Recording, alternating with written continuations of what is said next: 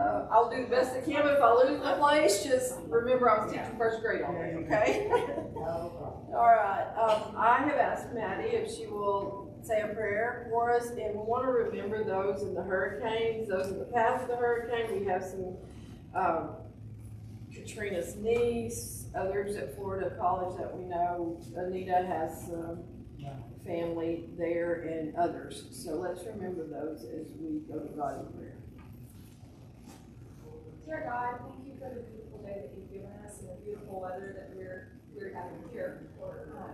Thank you for these wonderful sisters that we have in Christ, that we have the opportunity to be close with and grow together and support each other in the good times and bad.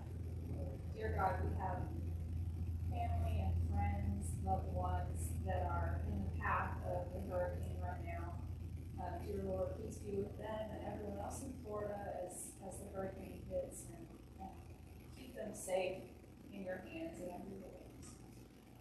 Dear God, please help us as we go throughout our week to keep what we learn in our lessons at the forefront of our mind, so that we can be good support for our brothers and sisters who are going through things and who are not going through things. Keep us grounded. Remind us that a word fitly spoken is worth so much. Amen. Thank you, Maddie. And that is actually one of my scriptures, which is great. Okay, we are at the top of page 11. We're going to finish. Was I wrong? I had two bars. Okay.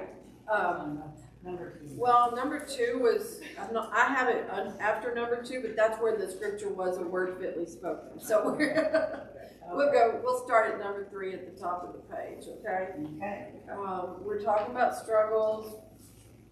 We will probably get to the discussion, I hope, questions tonight, so y'all be prepared to discuss.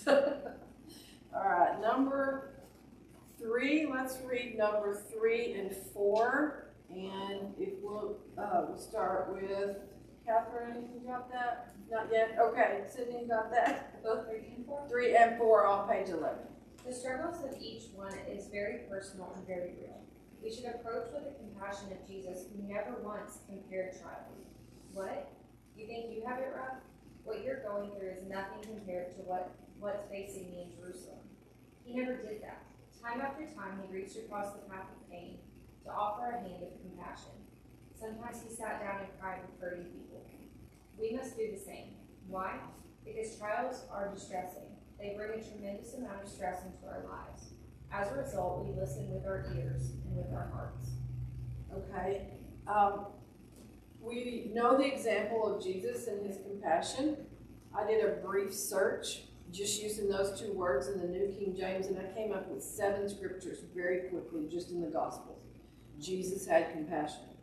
Okay, and so can we think of any examples of that? Anybody?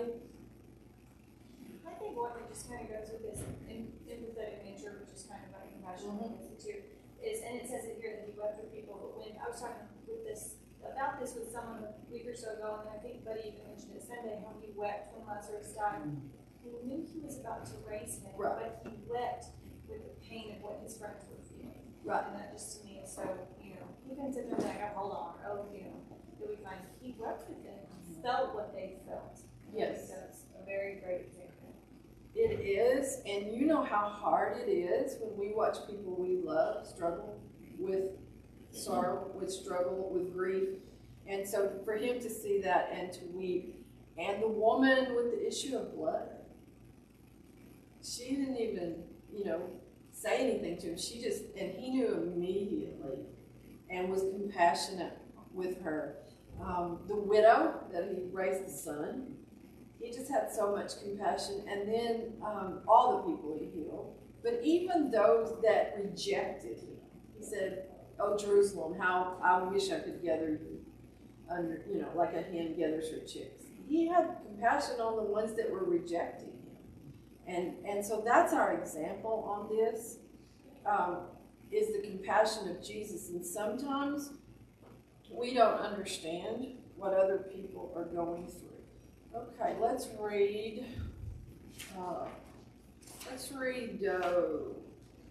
Jeannie, will you just read C for us?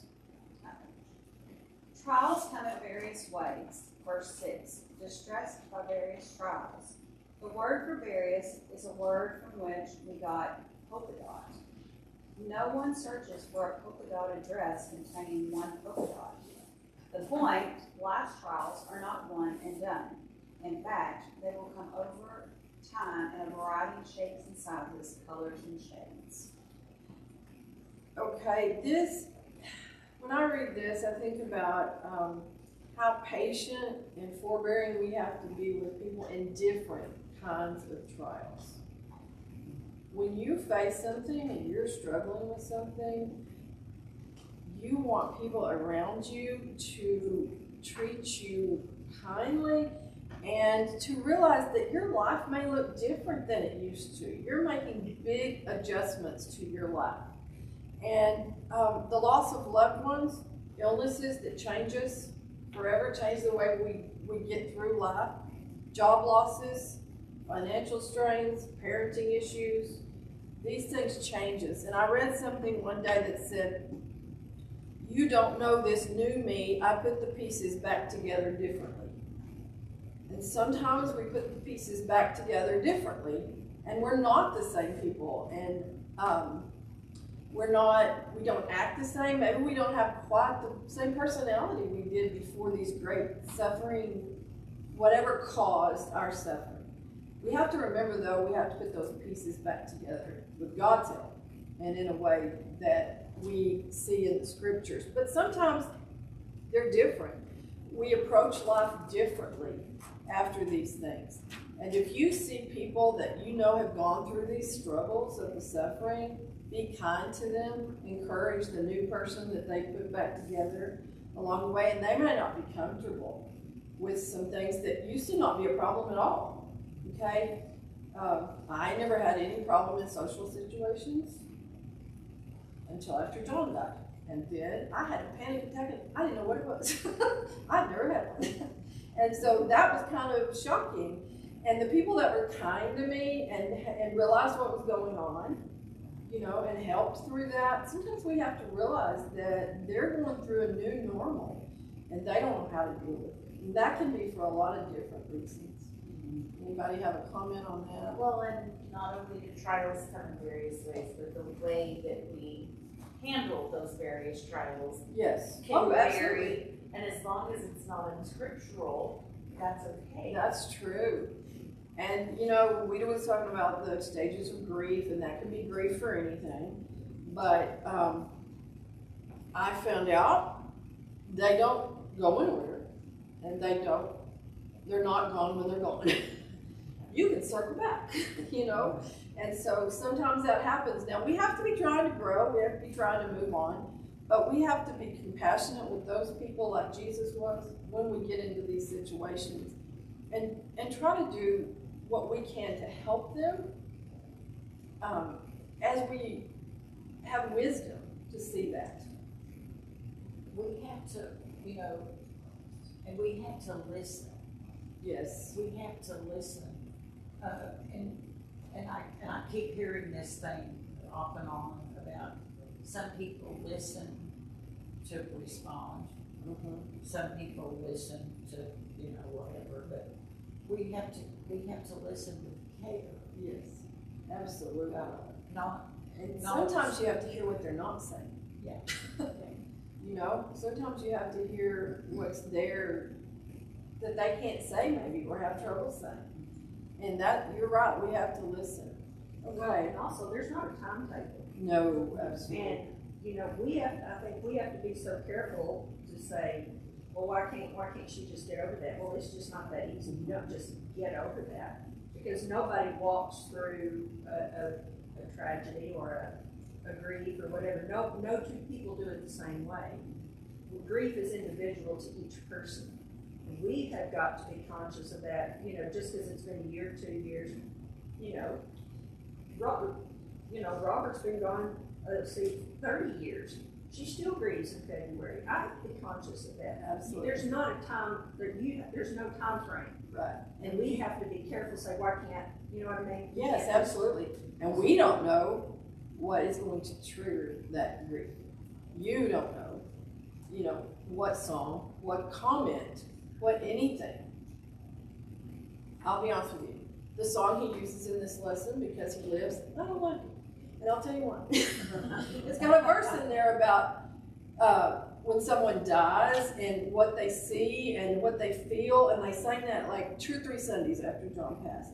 It tore me apart, and so I don't even like to hear it anymore. And which is, it's a great song, but it triggers that back in me. And you don't know that. I know there's songs like Rebecca says that she won't let Kyle sing because they were singing at a funeral or somebody. And so we have to be compassionate and realize that certain things we don't know what is that person's going to make that person grieve more.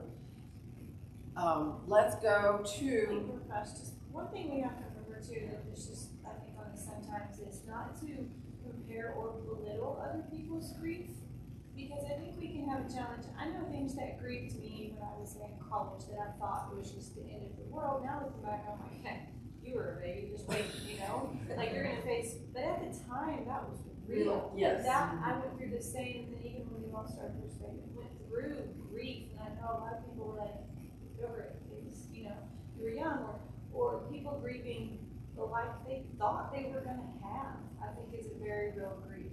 When people either wanting a spouse and not being able to, that not being the right time, or wanting a child and it not being the right time towards the end right now. That's real, true grief. It is. And some people that have lost a spouse or lost, I think sometimes we can belittle that, and I think there's Yes, I agree with that. And sometimes that's just wisdom in seeing the situation and knowing how to handle it. JD, can you read 1 and 2, please? Trials can be physical, emotional, relational, financial, or spiritual. They can occur suddenly like a storm that drops from the sky and sweeps away hundreds of homes, or they can occur slowly like a disease that lingers. Trials can be public or they can be private. Trials can be related to your sin or someone else's sin, or to no sin at all. One thing, however, is certain. God's grace is sufficient for your trial. 2 Corinthians 12:9. He has no trouble matching the color of his grace with the particular shade of your trial. Regardless of what you're facing, God will give you enough grace and strength to see it through. Okay, and I think on this, we have to remember that we have to be moving in the right direction. We may go 2 steps forward and 1 step back, but we have to be moving in the right direction with God's help.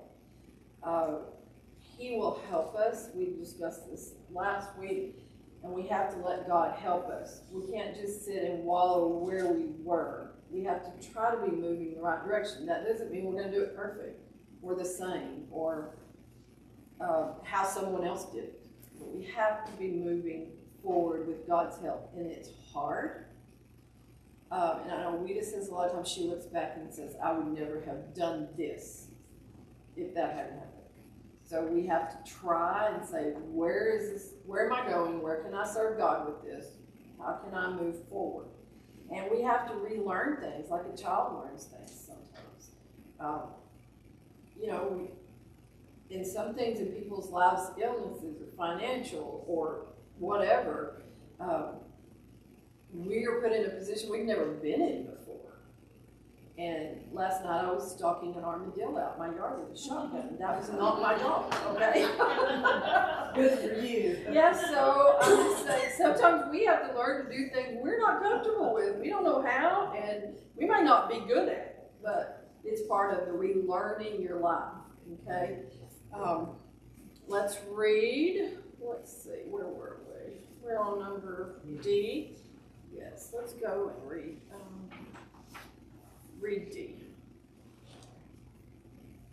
Let's see. Just D? Yes. I'll read 1 and 2. Sorry. Okay. Yeah. Trials have a purpose, they grow your faith, verse 7. So that the proof of your faith, being more precious than gold, which is perishable, even though tested by fire may be found to result in praise, glory, and honor in the revelation of Jesus Christ. It is through the refining fire of God's furnace that our faith is forged. The question is, will your faith melt away under the pressure, or will you come forth shining like purified gold? Remember this, it's your choice. The most powerful thing God gives to each of us is the power of choice. While we may not be able to choose our circumstances, we can always choose our attitude. That is a choice we must make and remake every day. Okay. Anybody have a definition for attitude? Because we all know what it is, but yet when you try to define it, it's difficult to define. And these days you have an attitude, means you have a bad attitude. But it can go either way, it's a choice. Attitude is your manner or disposition of your mind. Because one thing Laura and I were discussing last week is I can have a really bad attitude and you don't know it. It's the manner and disposition of your mind. And so I may look like I'm doing great, but I have a bad attitude. And so we have to make sure that we have a good, godly attitude, and that's a choice. Our attitude is a choice, and it's a choice we make every day, and sometimes several times a day as things happen. Are we going to have a good attitude about this? I struggle with that. I really do. When things happen, I don't like getting out of my little, So are we going to have a good attitude about it and go with the flow, or are we seeking attention? How are we handling these problems that every day we have to decide that? All right, let's read. Let's see who we took. Mark 3 and 4. For example, if you think all you have to do today is have faith and tomorrow you will awake to find that all your emotional stores have disappeared, that's not exactly reality. In the Sermon on the Mount, Jesus taught us to pray for our daily bread. We pray today, and guess what? We pray tomorrow too. As a result, He gives us what we need for each day. The same principle is true when it comes to our hurts and heartaches. God will give you the grace and strength to get through today. When tomorrow comes, He will give you the grace and strength to get through that day too. Is that not the promise in Matthew 6:34? So do not worry about tomorrow, for tomorrow will care for itself. Each day has enough trouble of its own. Okay, Maddie, if you could get Matthew 6:26 and Katrina, Matthew 10:29. Sometimes when he says the day, sometimes in our struggles we have trouble getting through the next hour, the next minute, and we're working on that. As we do, that becomes easier, and as we put that trust in God to do that, that stretches that time out. I like where that verse says sufficient for the day. Let's don't borrow trouble from tomorrow. Let's just work on getting through today when we're struggling. Okay? Maddie, if you can read Matthew 6:26. All right. Behold the fowls of the air, for they sow not, neither do they reap, nor gather into barns, yet your heavenly Father feedeth them. Are you not much better than they? Sometimes when we feel like God doesn't care, God doesn't know what I'm going through, why would He? I'm insignificant. This has happened to other people. And I would go read these verses. He cares about the birds. He knows. They are more value. Are they not of more value than? Are we not of more value than they are? Okay. He cares about the birds, and He cares about us. He created us, and we have to remember that. Katrina. Matthew 10:29, are not two sparrows sold for a penny, and not one of them will fall to the ground apart from your Father. Okay. Keep going through 31. Sorry. Okay. But even the hairs of your head are all numbered. Fear not, therefore, you are of more value than many sparrows. Okay. If you think God doesn't care for your suffering, remember that He knows how many hairs on your head. The people that know you the best don't know that. God knows that. He cares, and He knows how many hairs are on your head, and He cares for your suffering. And Jesus, we talked about, was compassionate. He was God. God is compassionate. He cares for us in our suffering. And sometimes we have trouble when we think we've been abandoned. Look what Job did. You know, he wanted it to just be done. That he didn't know, and God was there caring for him. And God said, you don't know what I'm thinking. You don't know. And we just have to do what? Trust him. And that's how we get through. All right, number 5. I'm going to read this one. And I often think of Isaiah 40:31. Yet those who wait for the Lord will gain new strength. They will mount up with wings like eagles. They will run and not get tired. They will walk and not become weary. I've had days when I soared like the eagle, and God soared with me. I've had days when I could run and not get tired, and God ran with me. I've had days when I could not soar or run, but I could walk, and God walked with me. But I've had days when I couldn't soar or run or even walk, and God carried me. Okay, by the way, that is his promise. Hebrews 13:5 says, for he himself has said, I will never leave you or forsake you. And we have to remember, how many times does it tell us in the Old Testament to be strong and courageous? Be strong and courageous. I thought when I was younger that it said that one time. And then when I started reading my Bible every year and going through that, you know how many times it says that? Be strong and courageous. Psalms 46:1 says, God is our refuge and strength and ever-present help in times of trouble. If we will remember those things. I had a scripture that I quoted constantly in my head. Trust in the Lord with all your heart and lean not on your own understanding. And when I would get to where I just didn't know how I was going to take one more step, one more minute, one more hour, I would just repeat that until I learned to trust in God and to keep moving. Now, one thing right before we get into these discussion questions I wanted to talk about was where the source of all this trouble comes from. And if you listen to Jiminy, let me know. Where does the source of all of our suffering come from? The devil. He says you're blaming the wrong eternal being when you're talking about God. The devil. The devil loves to prey on our vulnerabilities, and it says he walks about like a roaring lion seeking whom he may devour. When does a lion and who does a lion attack? The weakest, the most vulnerable. So when we're suffering, when we're weak, when we're at our most vulnerable, that's when we're going to be attacked.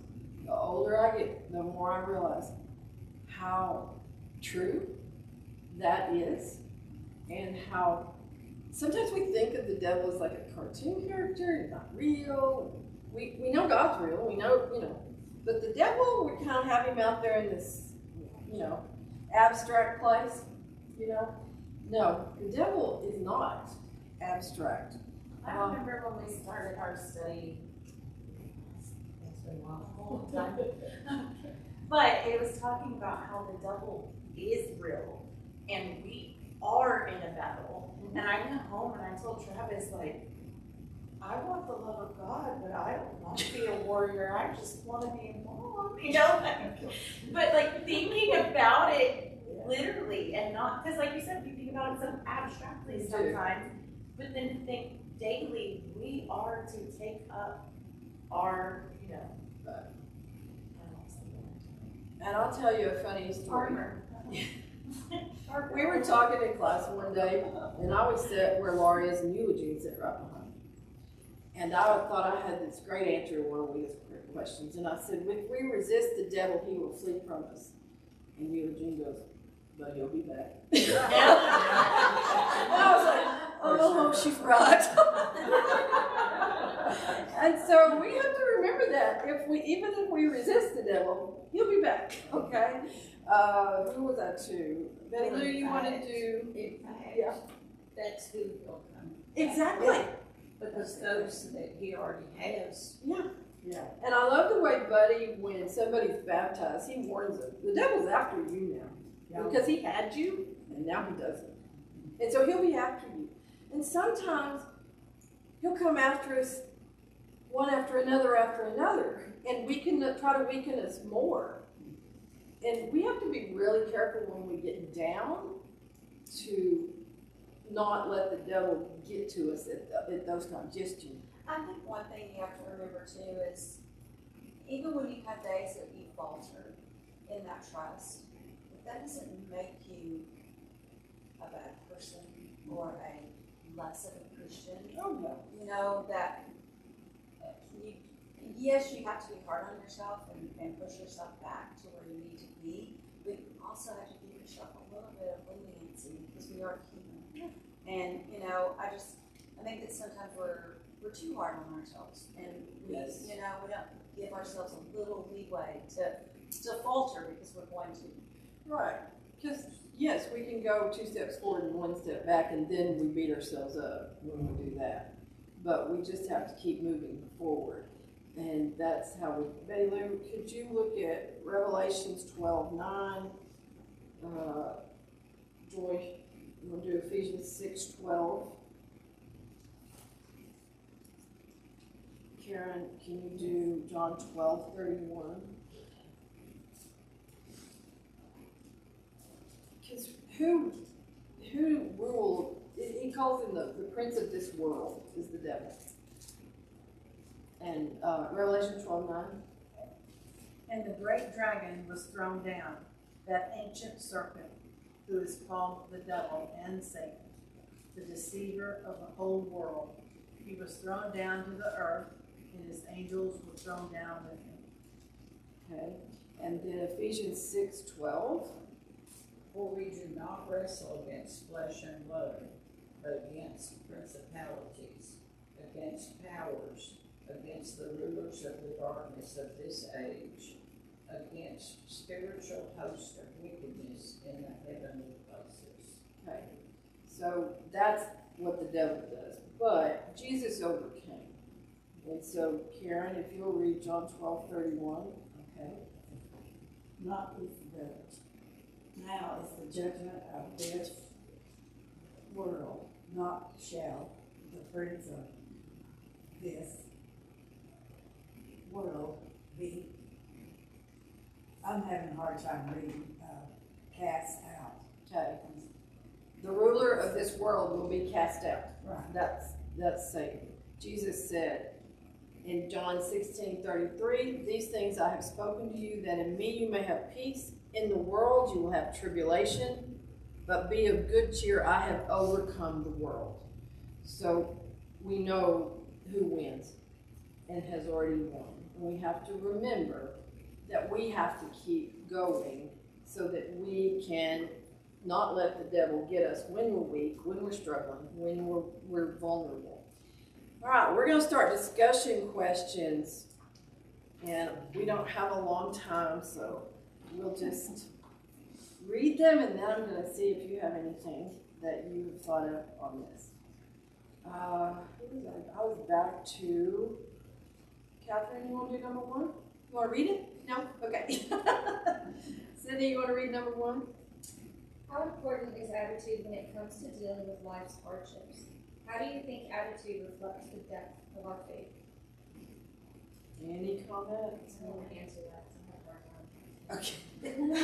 Well, I focused, yes, Tesh. It says, how do you think attitude reflects the depth of your faith? And I'm going to share this with y'all because if this doesn't explain faith, I don't know what it is. Mother, there at the very end, she would say, I am so blessed. I am so blessed. And when we went to the oncologist the last day, he said, you know, I've done all I could do. I'm sorry, I have to go in hospice.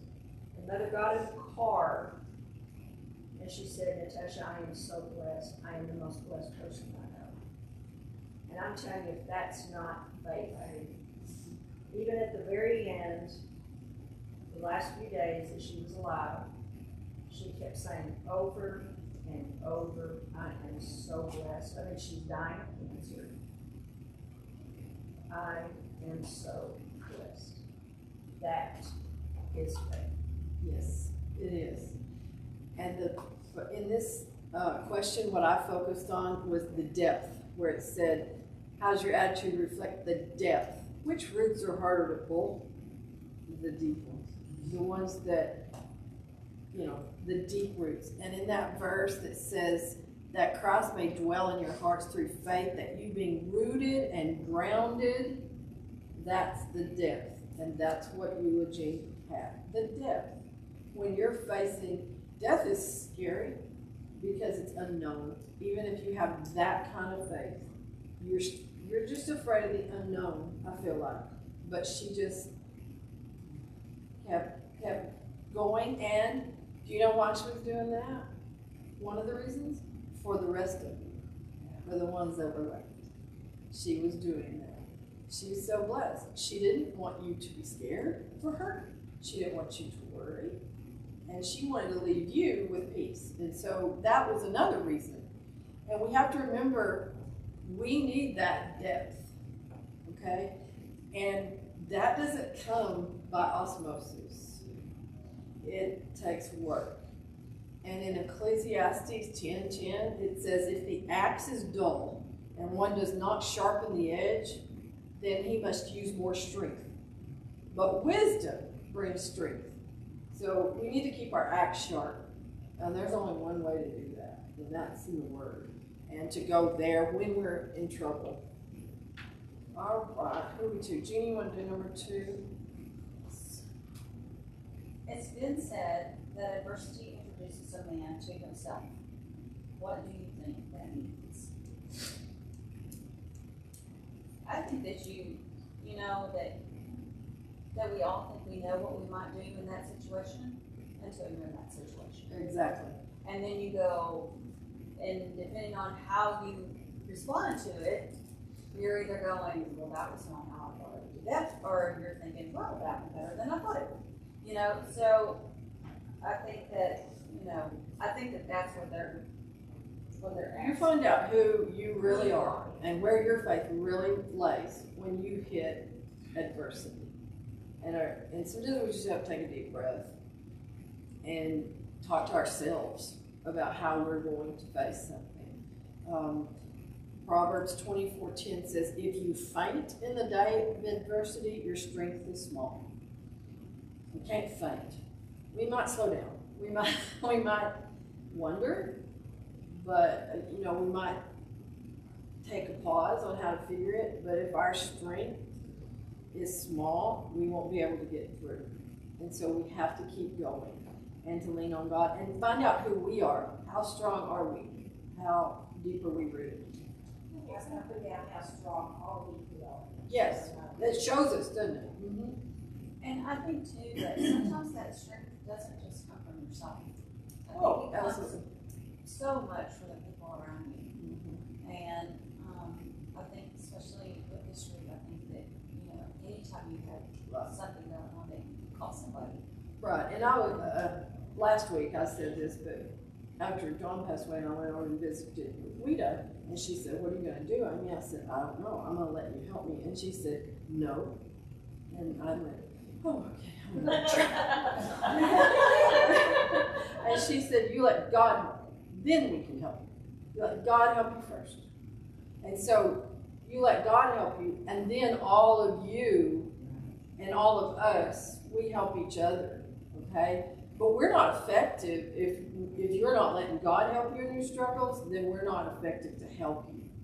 You have to be able to allow God to help you and then allow this group and others that we know to help. Lauren, do you have a comment? I was going to say, it says it introduces a man to himself, and sometimes we may not like what we see. Oh, good We point. may not handle it the right way. I know I have looked back on times and trials in my life where I was not proud of the way that I reacted and Oh, me handled it. too.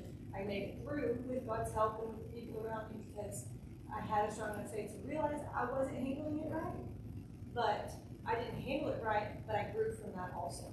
Right, and how thankful are we for God's forgiveness when we don't handle it right?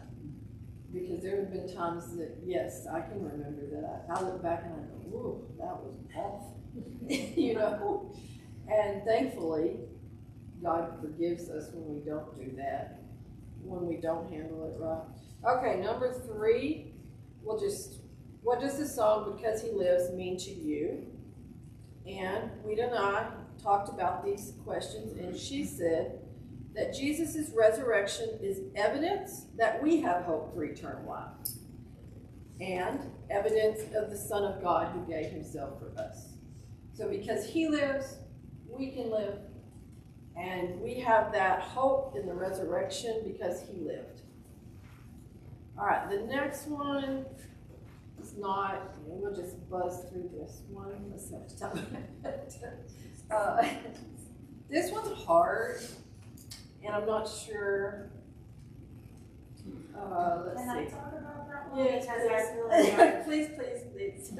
I'm not, Do you wanna it read wasn't even my child. I know, but no, It it was says, yours.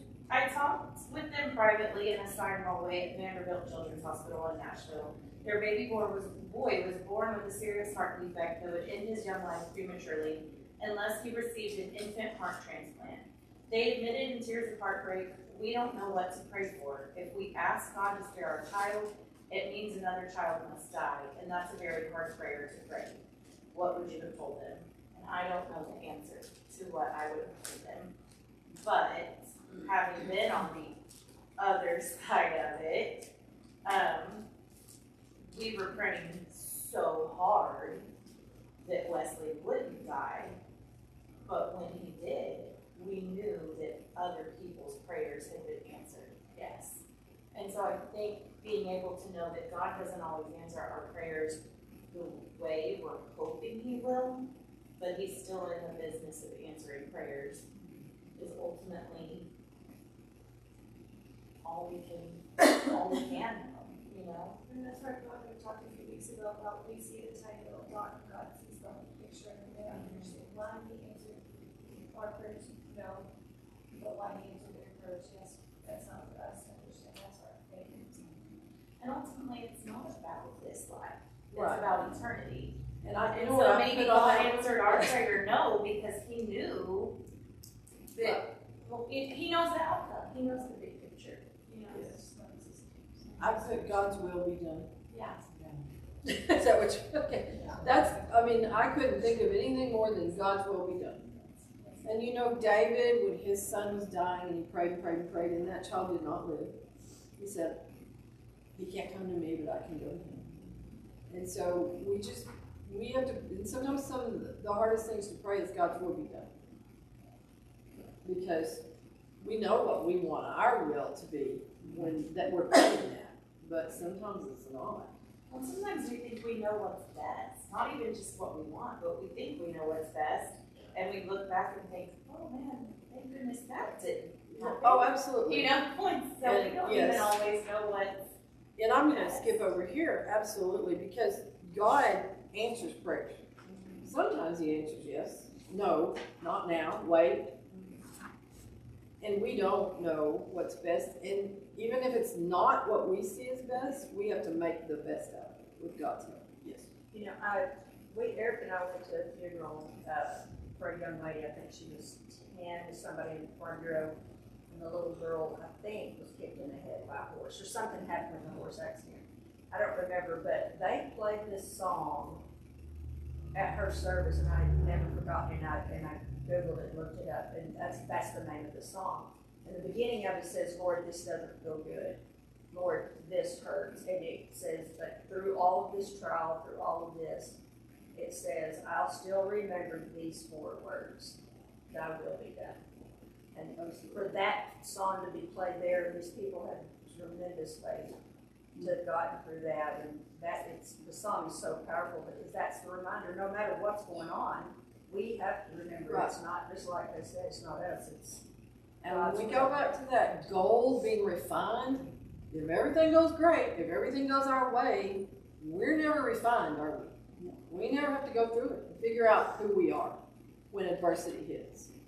This is God. God tests us or allows Satan to work to find out how we're going to react. So I'm sorry. This No, you go ahead. Maybe, you know how you said there's always Bible lessons if you just look around.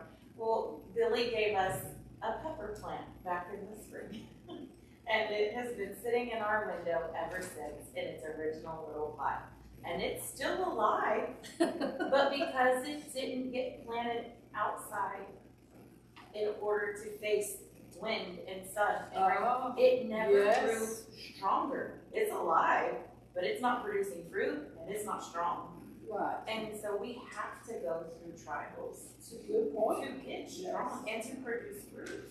And when we do that, we get to help others do that. When we've gone through it, we can help someone else go through it. And sometimes we think we're the only ones, but boy, does it help when someone that's gone through it says, it'll be okay, you'll get through this, and then helps us get through it. And yes, that's a very, very good point. All right, we gotta go, we got 5 minutes, but we'll finish. If we don't finish, we'll probably start lesson 3 next week with Wida. Number 5, both Peter and James connect trials to joy. How can that possibly be connected? Anybody? I think just kind of going on what we say, if we really truly have faith, we can have joy that God is strengthening us through the trials. Right. And we can have joys in our And we can have joy that we did respond the way God would want us to, or we learned to respond. You know, we can have joy in that. It's hard to say count it all joy when you fall into various trials. There's nothing harder than that. But we learn, and when we look back, we can find that joy. Number 6 is the person that said the wrong thing. And at the funeral, I think it was Betty or somebody that said last week something about they were trying. Look at it in a positive way. They were trying to help.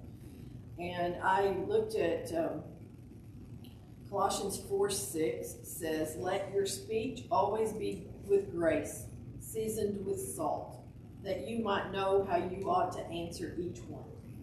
Be careful. Watch what, just be careful about it. Sometimes we don't know what to say. Sometimes it's better to not say anything than to say something that would hurt someone. Silence is golden sometimes. If you don't know what to say at a funeral, share a story of that person that was lost. I have people that are scared to say John's name in front of me because they're afraid he'll upset me. I know he lived, and I know he's gone, and I love hearing people tell me stories or speaking about John would like this, John wouldn't like this, or this would make John laugh so hard. Talk about that person. It doesn't hurt. It just helps you know that they remember that person that they lost lived, and acknowledge that they're going through that. And Laura made a point today when we were discussing this afternoon. I just think we don't make it about us, and I feel like that's where the person in this comes in, because he says, "I know how you feel because I lost my uncle," and this person just lost their son. He turned it in, I know how you feel, because just make it, don't turn it, flip it, and make it about us. If you don't know what to say, if you're close to that person, just tell them it's out. Just something, like you said. Or I know you're hurting. Or I know you're hurting, yes. Or That's I real wish I simple could and make it real hurt easy. go Yeah. away, or something that's just not. And sometimes we need to think before we speak. I know I'm one of those that just wants to say something and keeps talking. Sometimes we need to slow down and think before we speak. All right, numbers. Yeah. One of the things when my daddy died, the hurt that I felt the most was the people that never acknowledged anything. Yes. Like it didn't exist. Like he never existed. And that's not doing you any favors. You know he lived and you know he died. They're not hiding it from you. But like you said, you could just say, "I love you," or I'm thinking about you," or something. Not the uncle. Right. All right, we've got 1 minute. Number 9 says, sometimes we look back on the tough times of life and wonder how we made it through. The answer is in Nehemiah 8:10. It says, "Do not sorrow, for the joy of the Lord is your strength." You know you made it through because you trusted God. We know that this life is temporary. Eternity awaits us.